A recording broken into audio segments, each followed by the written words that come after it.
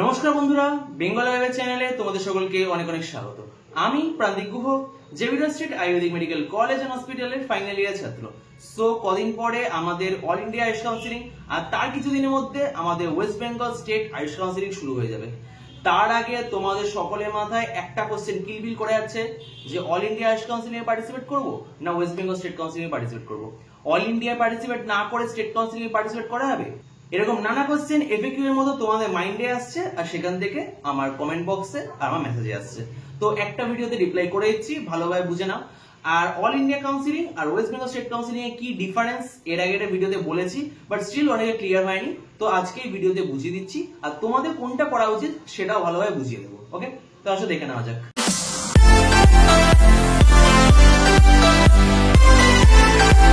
আচ্ছা, প্রথমে দু তিনটে কোশ্চেনের রিপ্লাই করে দিই। অল ইন্ডিয়া কাউন্সিলিং এ পার্টিসিপেট না করেও তোমরা স্টেট কাউন্সিলিং এ পার্টিসিপেট করতে পারবে। ওকে, ফার্স্ট কোশ্চেন খুব কমন জিজ্ঞেস করছে। তোমাদের যে কোনো একটা কাউন্সিলিং এ পার্টিসিপেট করতে পারো অথবা দুটোতেই পার্টিসিপেট করতে পারো, কোনো সমস্যা নেই।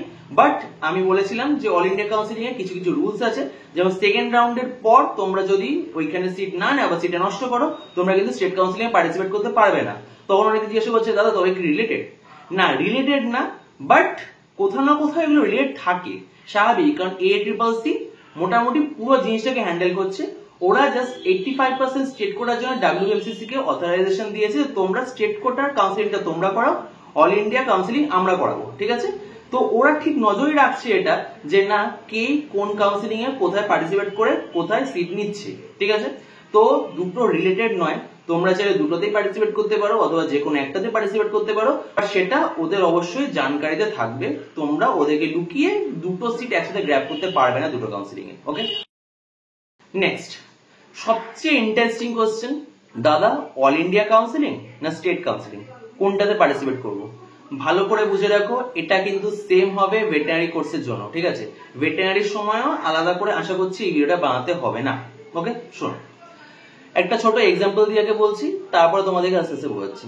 সাপোজ তোমরা কোন একটা কোচিং সেন্টারে গেলে, ঠিক আছে, খুব ভালো স্টুডেন্ট, তোমরা খুব ভালো করছো, তোমরা ক্লাস 10 মাধ্যমিকে খুব ভালো টপ করেছো, ভালো হয়েছো।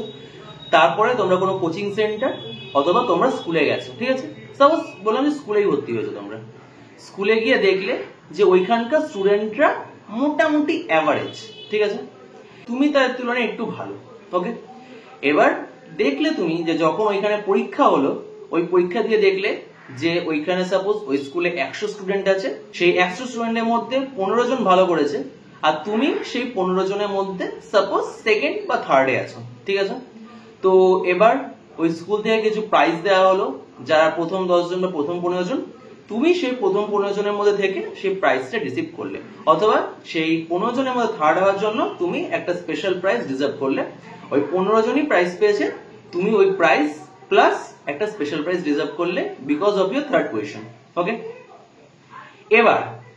এবার যখন তুমি দেখছো যে না এখানে আমার একটু কম্পিটিশন কম লাগছে, বা এখানে প্রপার সে এনভায়রনমেন্ট নেই, বা আমি যে জিনিসটা চাইছি সেটা নেই, আমি যে প্রাইসটা চাইছি সেটা নেই, তখন তুমি কি করলে? নিট বা জেই পরীক্ষার কথা ভাবলে যে না কম্পিটিটিভ এক্সাম দেখি, বাইরে গিয়ে দেখি। কি করলে?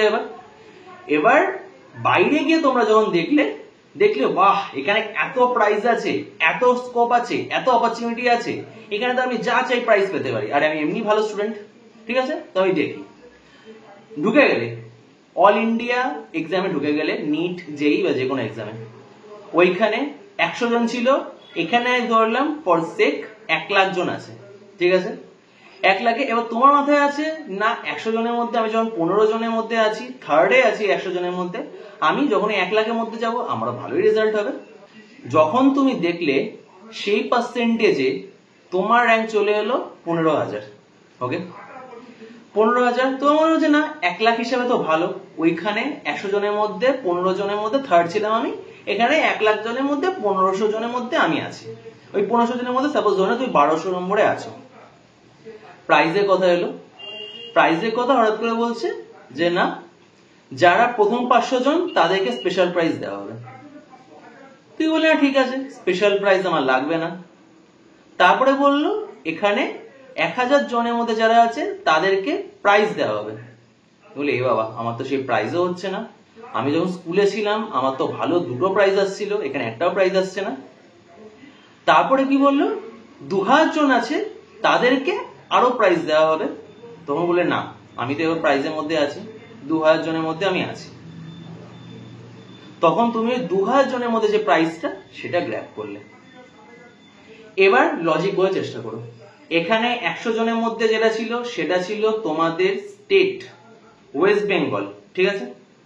এই ওয়েস্ট বেঙ্গলের যতজনই স্টুডেন্ট আয়ুষ কাউন্সিলিং এ পার্টিসিপেট করবে বা ভেটেনারি কাউন্সিলিং এ পার্টিসিপেট করবে, ঠিক আছে, 85% স্টেট কোটা আছে। ওটা একটা বড় অ্যাডভান্টেজ যে কয়েকটা কলেজ, যেমন বিএমএস এর ক্ষেত্রে একটা কলেজ, ভেটেনারি ক্ষেত্রে একটা কলেজ, বিএইচএমএস এর ক্ষেত্রে 4টে কলেজ, এক্ষেত্রে 85% স্টেট কোটার যে সিটগুলো আছে সেগুলো শুধুমাত্র ওয়েস্ট বেঙ্গলের স্টুডেন্টরা অ্যাভেল করতে পারবে। তো তোমার এখানে একটা সেফ জোন, কমফর্ট জোন থাকছে যে না, তুমি এখানে ভালো, যদি তোমার র্যাঙ্ক থাকে, ভালো স্টেট র্যাঙ্ক থাকে, তুমি এখানে ভালো একটা প্রাইজ বা সিট পেতে পারো। ওকে, সেই জিনিসটা যখন তুমি অল ইন্ডিয়াতে চলে যাচ্ছ তখন কম্পিটিশন অনেক, প্রাইস কম। সেই প্রাইজের মধ্যে তোমার কিন্তু র্যাঙ্ক সেই তোমাদের এআইআর বা অল ইন্ডিয়া র্যাঙ্ক, সেখানে কিন্তু তখন তোমাদের স্টেট র্যাঙ্ক আসছে না।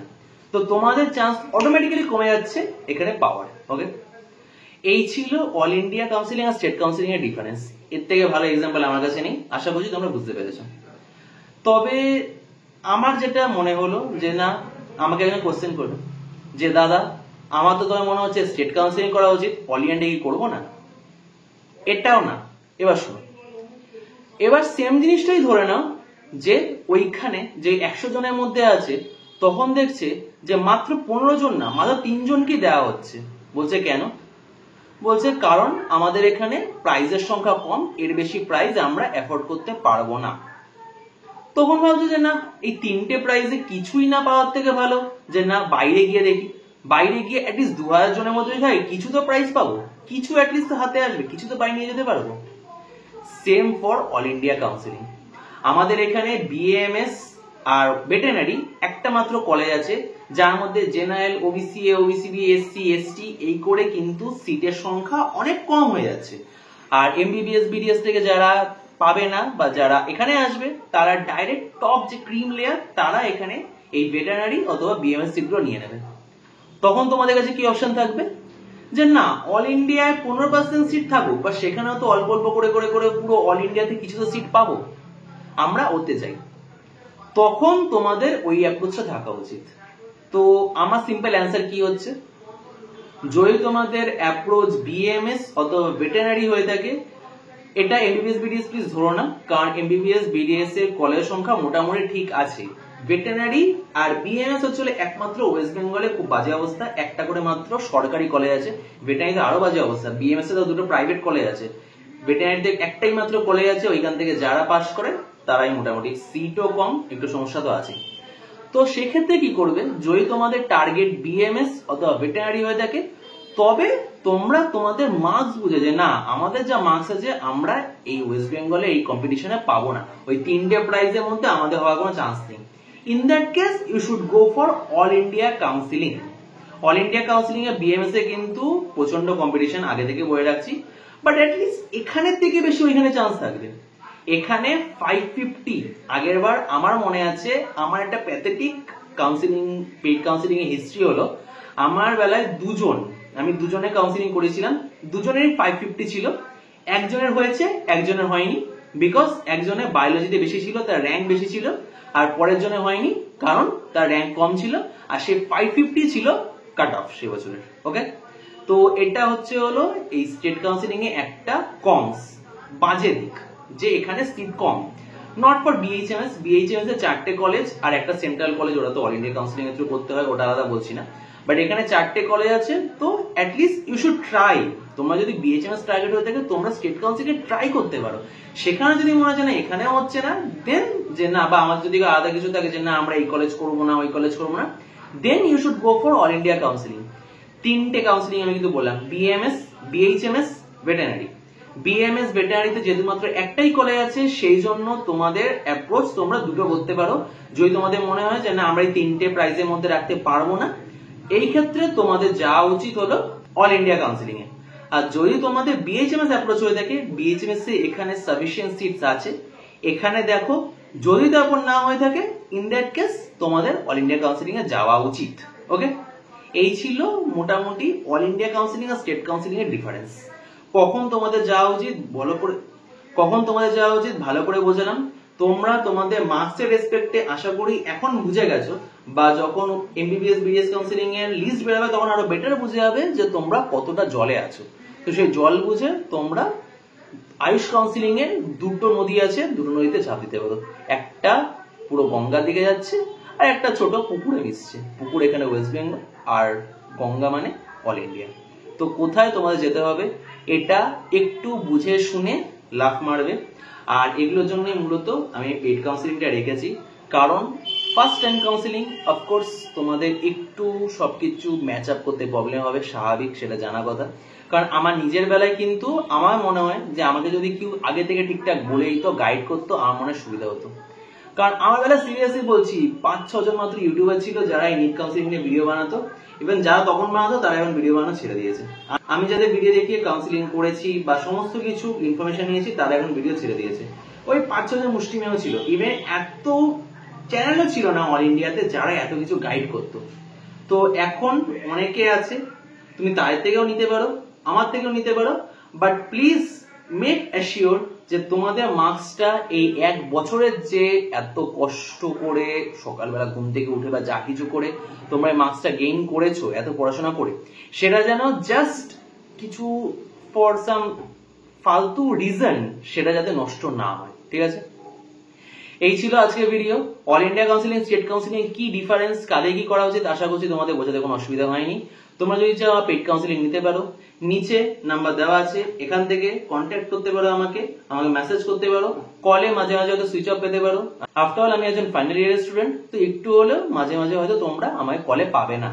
ডোন্ট ওয়ারি, আমি তোমাদের চেষ্টা করি ম্যাক্সিমাম টাইমে কল ব্যাক করার। সবচেয়ে বেটার হয় যদি আমাকে হোয়াটসঅ্যাপে মেসেজ করে রাখতে পারো, ওইখানে তোমাদের আমি যত দ্রুত সম্ভব রিপ্লাই করে দেওয়ার চেষ্টা করি। এই ছিল আজকের ভিডিও। যদি ভিডিওটা ভালো লেগে থাকে please like, share and subscribe Bengal Ayurveda. ধন্যবাদ।